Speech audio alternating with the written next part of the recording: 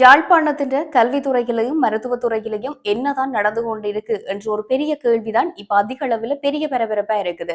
முதலாவது விஷயம், இந்த கல்வித்துறையை நாங்க பார்க்கக்குள்ள ஒரு பெற்றோர் தங்களோட பிள்ளைகளை நம்பி விடுற ஒரு முக்கியமான இடம் பள்ளிக்கூடம் தான். அப்படி பள்ளிக்கூடம்ன்றது பிள்ளைகளுக்கு கல்வியை சொல்லிக் கொடுக்கறதுன்றதையும் தாண்டி முதலாவதா பழக்க வழக்கங்களை சொல்லிக் கொடுக்கிற ஒரு பாதுகாப்பான இடம் என்றதுதானே எல்லாருக்கும் தெரியும். இப்ப என்ன நடந்திருக்குன்னு சொன்னா, இந்த யாழ்ப்பாண நகர பகுதியில இருக்கிற ஒரு பள்ளிக்கூடத்துல படிப்பிக்கிற ஆசிரியர் ஒருத்தர் அந்த பள்ளிக்கூடத்துல கல்வி கேட்கிற 10ஆம் தர வகுப்பு மாணவிகள்கிட்ட தவறான முறையில நடந்து கொண்டிருக்கிறார். அதாவது பாலியல் ரீதியா சேஷ்டை செய்திருக்கிறார்.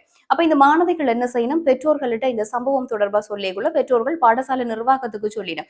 ஆனா பாடசாலை நிர்வாகம் அந்த ஆசிரியர் மேல நடவடிக்கைகளை எடுக்கல. அப்ப இப்படி நடவடிக்கை எடுக்கலன்னு சொல்லிட்டு இந்த பெற்றோர்கள் என்ன செய்யணும், இலங்கை மனித உரிமைகள் ஆணைக்குழு யாழ்ப்பாண பிராந்திய அலுவலகத்துக்கு போய் அங்க இந்த ஆசிரியர் பற்றி ஒரு முறைப்பாடு ஒன்றை பதிவு செய்யணும்.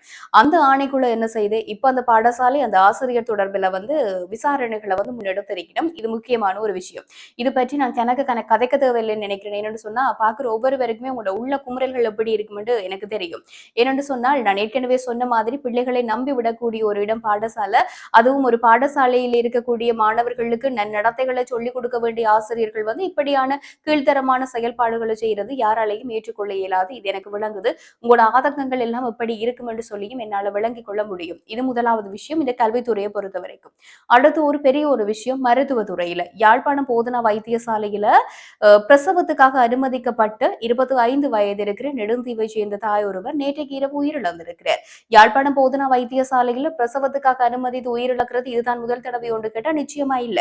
இத மாதிரியான உயிரிழப்புகள் கடந்த நாட்கள்ல ஏராளமா நடந்திருக்குது. சத்திர சிகிச்சை செய்யல ஒரு பெண் ஒருவர் உயிரிழந்திருந்தவர். கடந்த சில தினங்களுக்கு முதல்ல என்ன நடந்ததுன்னு சொன்னா, பிரசவத்துக்காக அனுமதிக்கப்பட்ட ஒரு தாய் ஒருவர் இரட்டை குழந்தைகளை பிரசவித்திருந்தவர். அந்த இரட்டை குழந்தைகளும் உயிரிழந்தது. அதற்கு பிறகு அந்த தாயாரும் உயிரிழந்தவர். அப்ப இந்த ஒரு தர்ஷிகா என்ற பெண்ணின் மரணம் தானா நடந்ததுன்னு சொன்னா நிச்சயமா கிடையாது. இப்படியான சம்பவங்கள் தொடர்ந்து நடந்து கொண்டேதான் இருக்கு. அந்த வரிசையில் இப்ப தர்ஷிகாவுக்கு நடந்திருக்குது.